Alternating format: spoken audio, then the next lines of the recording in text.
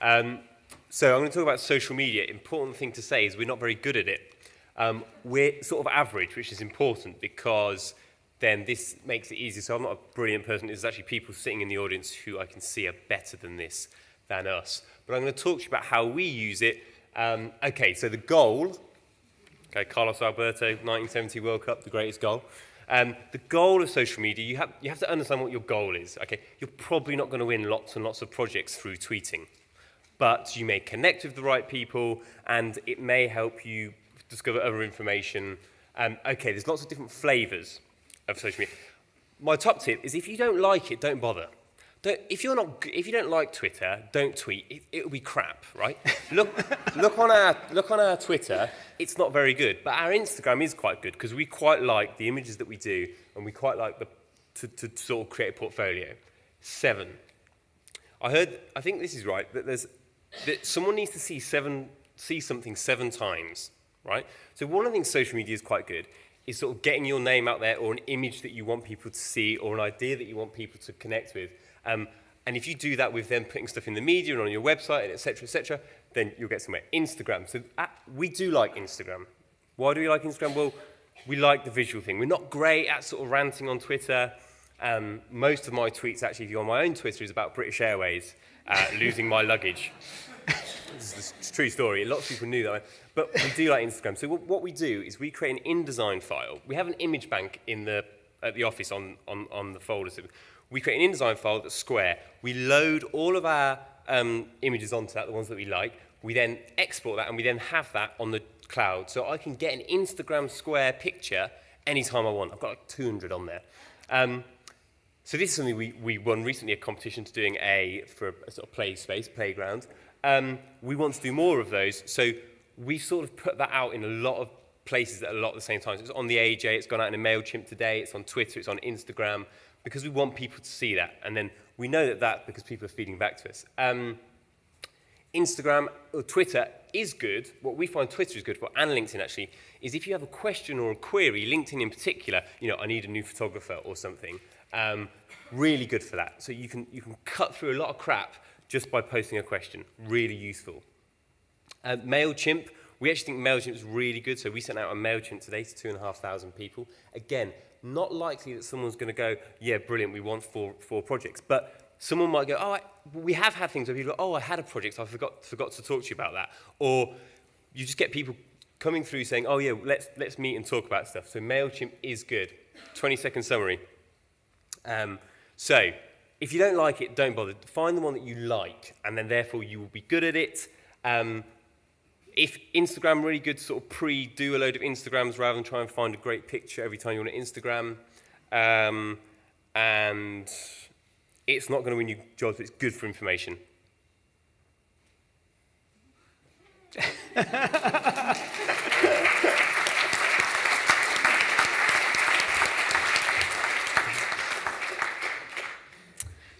Right, hello.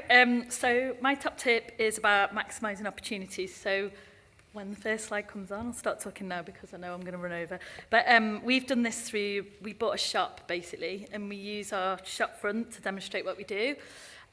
We use it as a physical social media point and also for some business generation. Basically, we set up our practice to be inclusive and demonstrate that we could do interesting work for clients that we wanted to work for, and this could be done whilst balancing family life. So myself and my business partner, Schaar. So we're kind of open and accessible. Our shop window is where we have meetings, do sketches, eat cake, drink gin, and everyone can see what we're doing. And it's basically about showing that we're not really a diverse range, but we're kind of going against the protocol.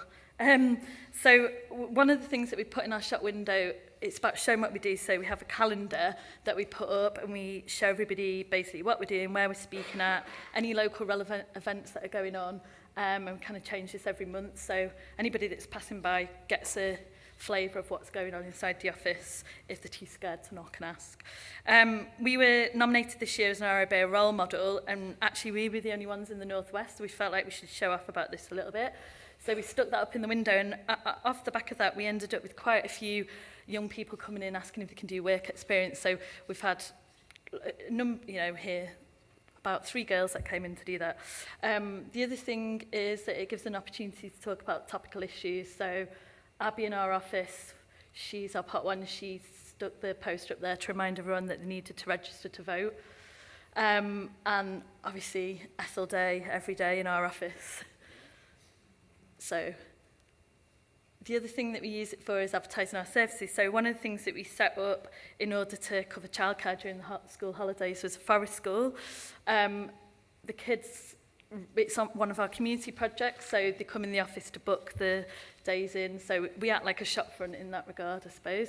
So that's up in the window all the time. We also use it for advertising any kind of community events that we're involved in. So lots of our projects are community projects. So just to let everybody know what's going on. So I suppose it's acting like a physical social media platform. What's the next one? Also, it's really acted as a business generator for us. Obviously, it's free advertising because we're on a shop front. We're actually on Penny Lane. So we get loads of people going past. And we, off the back of that, we've had like 2 or 3 jobs that have come in, people that have just walked in off the street. So we've ended up with, you know, new jobs off it. And also as an income generator, so above our shop, there is a flat. And because we're on Penny Lane, we decided that that was a really good opportunity to fit out, and we've got an Airbnb above there, and the income off that basically pays for our office space and allows us to do quite a lot of the community projects that we enjoy doing.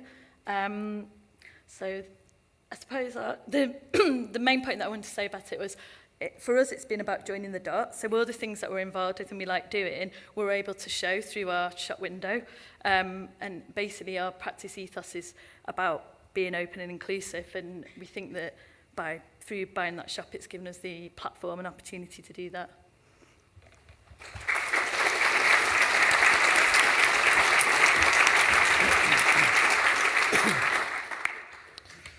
Hi, my name's Cassian Castle. I run a hybrid practice. We are a firm of architects and contractors. Picture will start in a minute. So what I'm going to talk about is 6 easy steps towards becoming an architect or contractor. These are just some initial things. If you're interested in dabbling in it, quite a few people I've spoken to about it have expressed an interest. If you're not interested, then it's an insight into the fevered mind of a contractor. So I wasn't sure how to illustrate, so I've just shown pictures from building job we're working on at the moment, which is a yoga studio. I always find hanging around building sites inspiring. As Frank Gehry said, buildings under construction look nicer than buildings finished. So the first piece of advice is to start with something small. It's something like maybe a little sort of art project or something where the design fee might be disproportionate to the scale of it. You might refuse it otherwise, but with a profit that you could make potentially from the building work, could make it worthwhile. Something simple as well, so something with not too many different subcontractors, because they're the things that are really where you get problems from subcontractors. So something like a pavilion, a minimally serviced pavilion rather than a kitchen extension. The next thing is to always start with just appointment for design work first.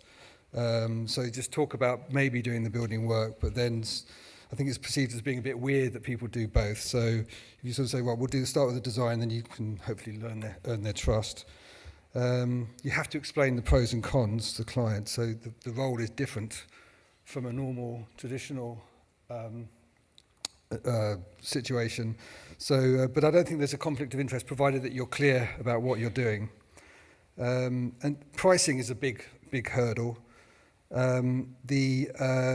So the basic idea is people want fixed prices. So the idea is to basically buy something for £1 and sell it for £2, ideally. I mean, I've never had that markup, but the fewer subcontracts you have, the better, because you can just get fixed prices for subcontracts, add your markup, add also a contingency, which is something that's been mentioned before, for cock-ups, and avoid day work. Never employ anyone on a day rate.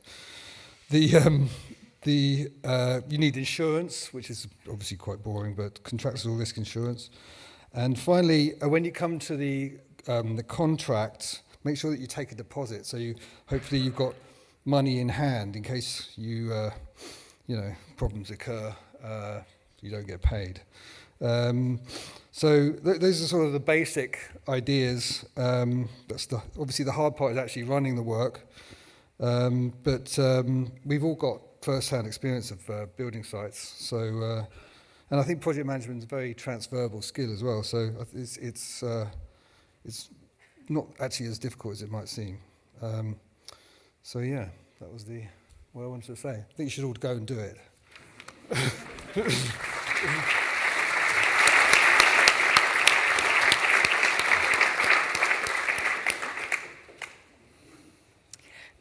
Hi, I'm Annu Liu from Tonkin Liu.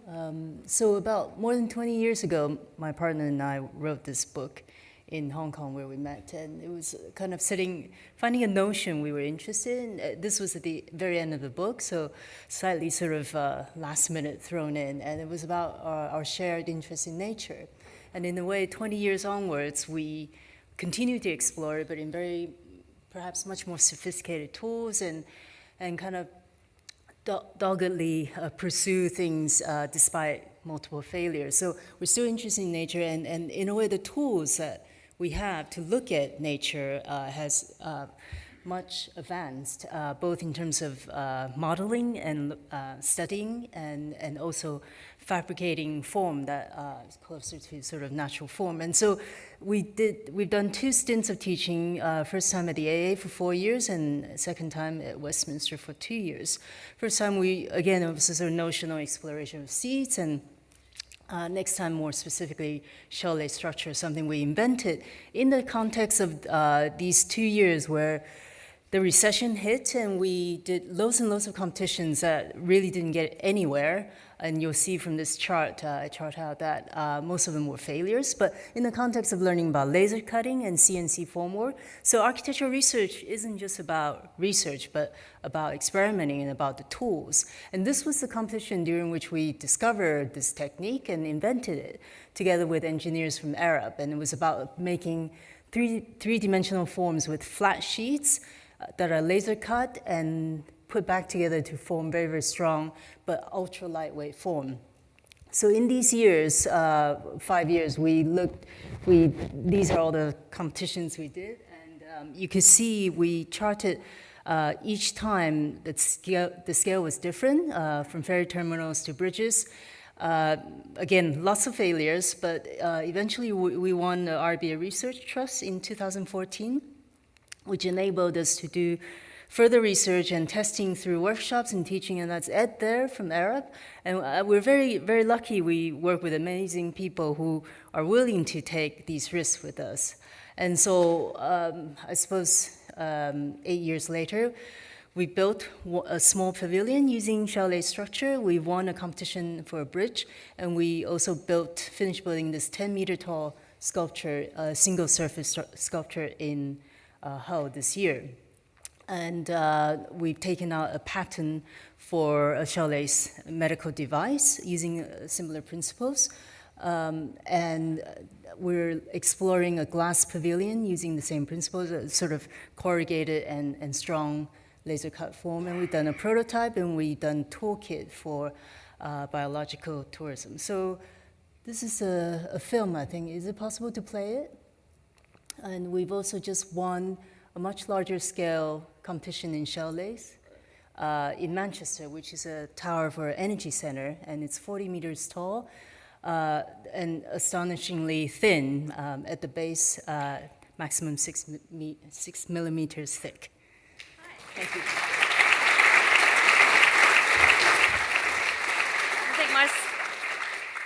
So I'm Melissa from MW Architects. I'm talking about being a QS. Just to clarify, I am an architect. Being a QS has proved to be a great tactic of ours. One of the earliest things we do is tell a client how much we think something's going to cost, and they have a heart attack. We always tell them it's an estimate. We don't claim to be a qualified QS, but we use the best of our knowledge from our built projects to inform our new ones. Normally, they are purchasing a house, or they've got one, they've seen what we do and they want that, and they're completely unrealistic. So we don't have any desire to design something that is not achievable for them. So we actually do a very simple spreadsheet. which is quite boring. But we take basic floor plans of the project. Often they're from estate agents before we've even drawn anything. We add extensions. We apply a rate per square metre based on what we know, and we add fixtures and fittings. We add all the other costs, including our fees. We add on VAT, and then we tell them they need more money than that in a contingency, because that's actually the reality of what they're going to need to get out of a bank. We do it to lose the job, because if the client is completely unrealistic, we don't want them. There's actual money involved, so it's important to understand what's achievable for that. And we think it manages expectation really well, because the client knows from the offset what everybody's working to, and we almost get a budget from people, albeit to the nearest 50, 100 grand. We put together comprehensive tender packs, and then our tactic is to utilise our tools. All this software generates spreadsheets. It's very simple. It's copy and pasting. We actually get pre-agreed rates on things that are undecided or things we see the most change in on other projects, which helps us when we get into the contract stage. We get a lot of information which clients just can't deal with. So we simplify it, we give them less information than we have. It's pretty clear to everybody where discrepancies are between returns, which means that we can analyse it quite quickly. But the most important thing for the client is going back to the overall cost spreadsheet, because we have to update it so that they still understand how much money they need. We keep on the original column just to remind them that this is what we said, so it's not that surprising. This one was slightly over.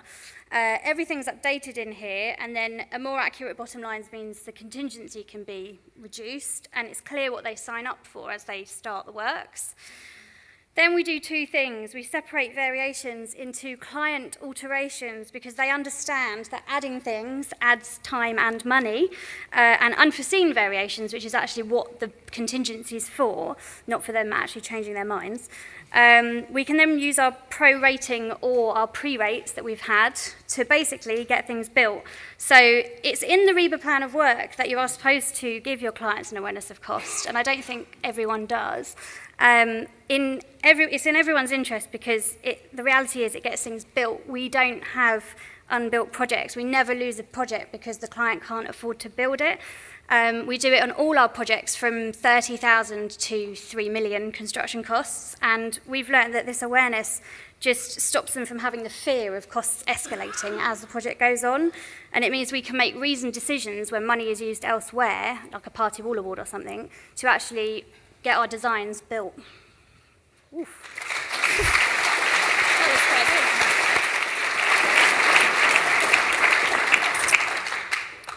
So, how much do you spend on promotion?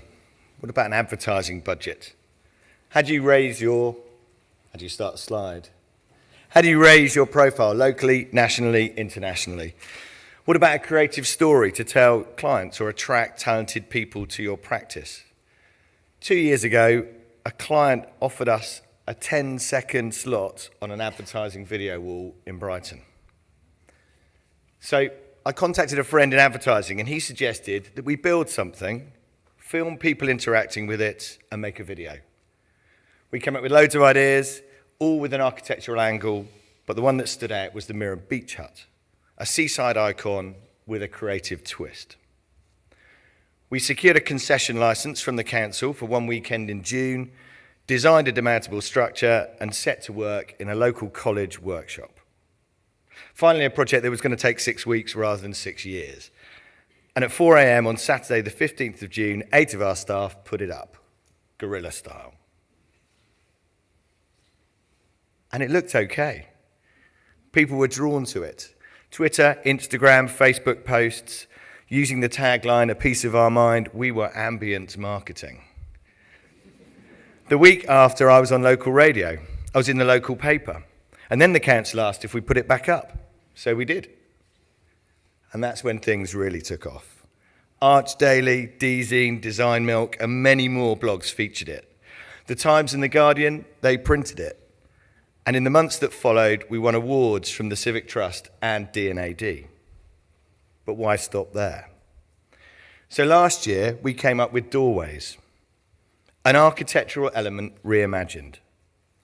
Back to the workshop, a tougher challenge, a bigger team, more pizza. Great support from the council, and this time we had a 4-week licence. The beach was starting to become our canvas. Again, an early start. 5 doorways in a circle. Time to coincide with the summer solstice.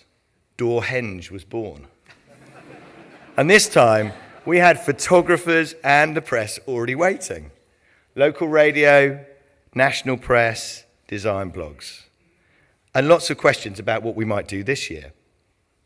So in March, I pitched the idea of Supergraphics to the leader of Worthing Council. Transform your brutalist car park, I said, on Worthing Seafront with bright colours and a graphic right now, which represents regeneration, positivity, and in a creative twist is an anagram of the word Worthing. CDM regs complied with, structural integrity of the deck checked, a crane, a cherry picker, 600 cans of spray paint, and 10 days later, a new landmark for Worthing was finished, bigger and bolder than ever. So I didn't know where we'd start or where we'd end up with this. 3 installations over 3 years, each one costing less than £7,000. They've promoted us internationally as a creative practice. They're amazing to talk about. It's been great team building experience for our staff, and we've given something back to the community. And the council, well, they're now a client. Thanks very much.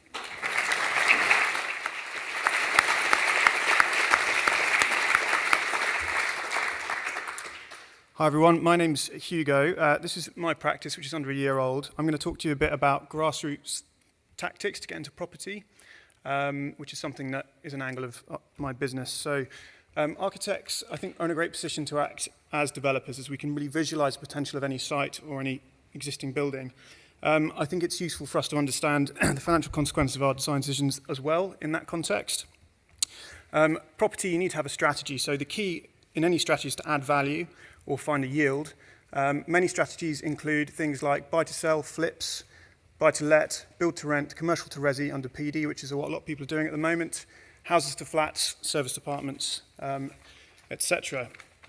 There are various ways to find projects. It's challenging, it's a competitive marketplace.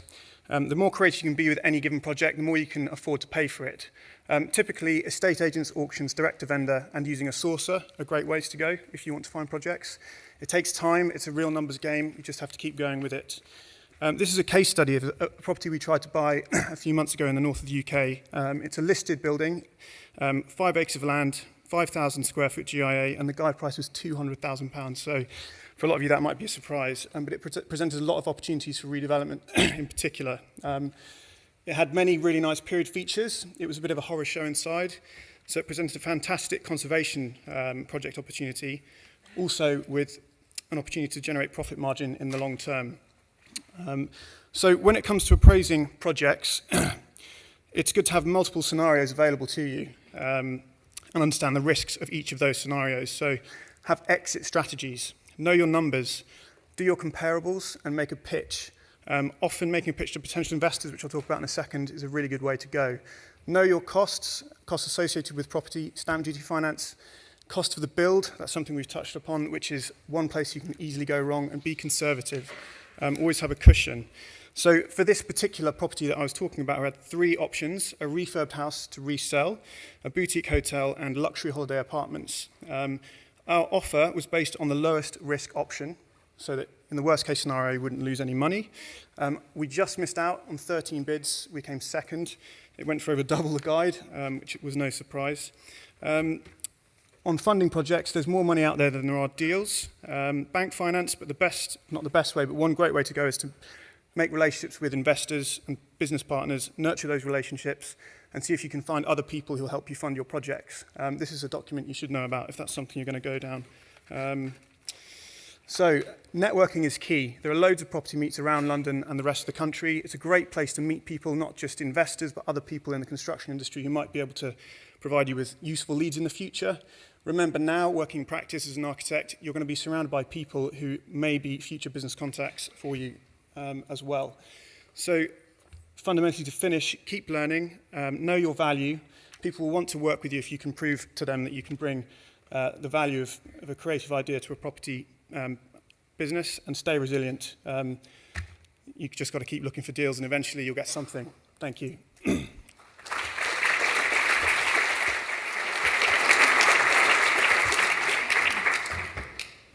Thanks.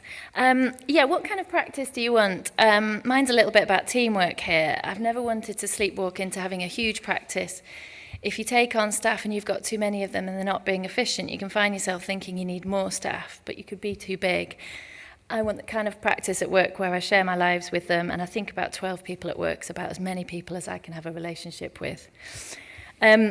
Nurturing talent. This guy's a great role model to, in some ways to his staff.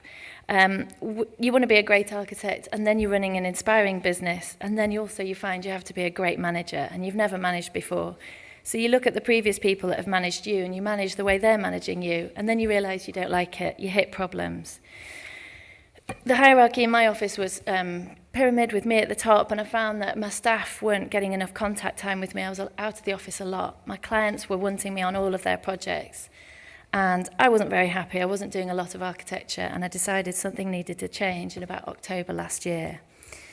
I decided to ditch the hierarchy and reveal everything. I told my staff how we made money, how we charged, what they were charged out at, what we had in the bank, everything.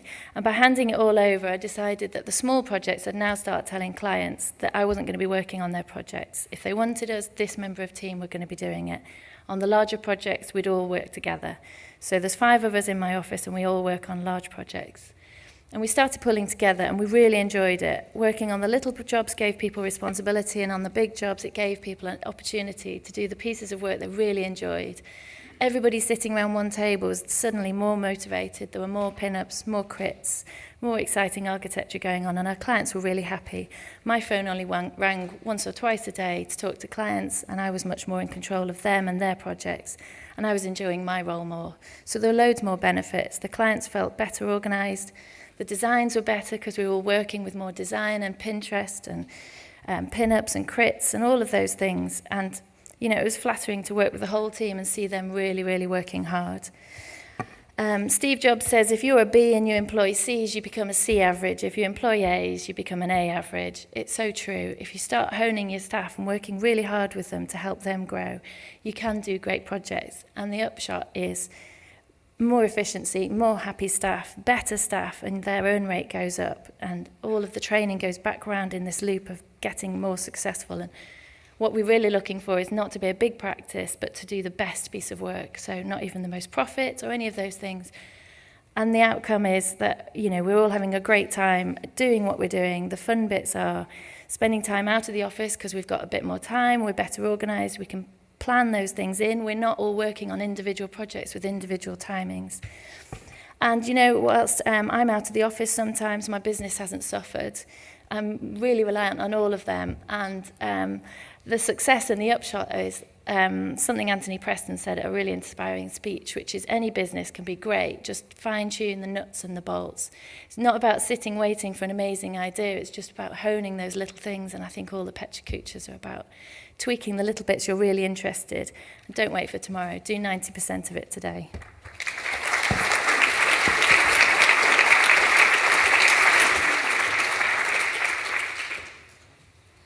So hi there, I'm Tomas Millar. I run a practice of 12 out in the sticks in rural Gloucestershire.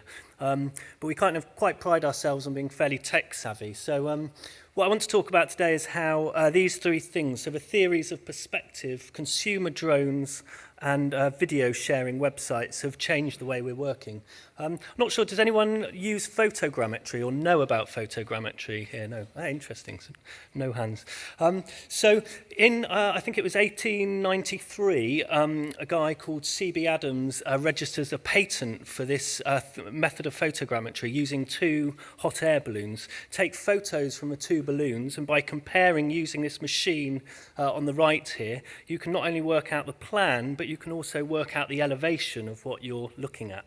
So move on over 100 years, and we replace those hot air balloons with a little mini drone and that massive machine that you saw there with a very high-end graphics card. So what we've been doing is we've been utilising this method of creating 3D models by, when we go on a very first site visit with a client, we take about 1,000 photos of the site. When we get back to the site, when we get back to the office, we then feed those photos through this bit of software. A bit of software is called Agisoft Photoscan. It's about £200, so relatively cheap. The photos, although you can use a drone, you can also just take them from on the ground. So you process this then overnight and you get these rather kind of beautiful point clouds. So it takes a very high-end computer 8 hours in order to process this, but you end up with a point cloud of the site of about 40 million points. Process that for a bit longer and you get these this mesh, which is a textured mesh. So this is a 3D mesh that you can rotate around. Each of these blue points was a different photo that was used to generate this model. So we've now got this model that we can start to move around and start to model the different proposals into. And you can also use this on the internal of a building as well as on the external. So this is a scan of Gloucester Cathedral. I actually took this when I was just visiting with my kids. So they were running around my feet and just had my phone, just took a whole load of photos of Gloucester Cathedral in about 5 minutes, got back to the office, processed this. I think this is meant to be a video, but I'm not sure if it's going to work. This actually goes through the cathedral like a sort of like a CT scan. So what we then do is when we get back to the office and we've put the proposals in, we then record a video just using like a podcast microphone, and we talk through our thoughts on the site and our very initial proposals. And then we email this to the client with their fee proposal with a password protect for YouTube. And we just talk in a very informal, straightforward way as you would a friend. And I think the next slide's, hopefully the video is going to work on it. So we just talk through what we're doing. You can see all the toolbars. There's nothing, and we don't try and be too fancy about the presentation. And clients have been responding incredibly well to this.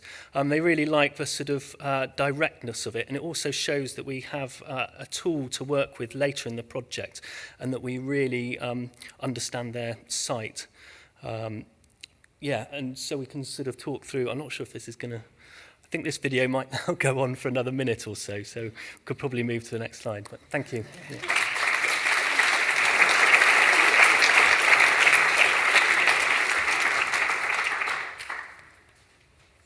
Hi, so our tactic is our website. Oh, it's just missed a slide. But really the changes to the website came about as part of an overall vision and rebranding exercise that we embarked upon with the help of a government-funded growth accelerator program. And as part of this, we recognise that who we are and what we stand for is essentially underpinned by how we want to be seen by our collaborators and clients. So basically, we carried out a gap analysis to plot what we were doing well and what we were doing badly, and this identified that external communication was poor, but our use of technology and client satisfaction was quite high. It's moving quite quickly through the slides. Basically from that, essentially our website was born, and in terms of the design, we wanted to be able to show our projects in a visual way that expresses the way we work and the way we design, using digital 3D models to communicate our ideas, and without having to talk about technology or BIM. We wanted it to be interactive and we wanted it to be engaging, but we wanted the users to be able to control the way they explored the projects. We were inspired by BMW and the automotive industry, and we've used user-controlled stop-frame animation to sort of generate the graphics, and that allows the viewer to sort of spin around and look at the proposals from every angle. And we found that this in itself is quite an honest, clear and unambiguous approach, which is how we want to reflect ourselves as a practice. We're a close team and we wanted the website to communicate that and the vibrancy of the team. So we've ordered ourselves in a timeline of who's been at DMA the longest and not in a sort of set hierarchy, as we didn't want that to be to define us. We also wanted the website to communicate all aspects of the office, because it's not just our work that's important to us, it's our ethos, it's our team, and it's our social values.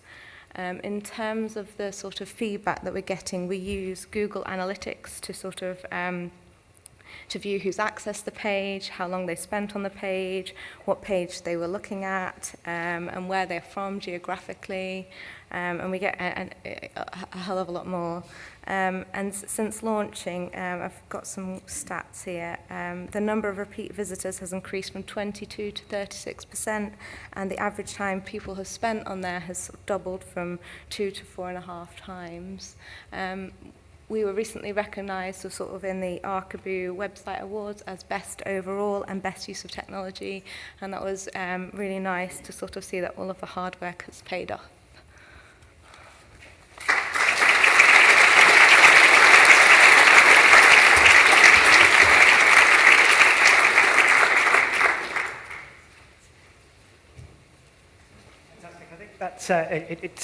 It's quite interesting. I think presenting for 3 minutes is much harder than presenting for 20 minutes. So well done, all of the presenters. I know how stressful that is.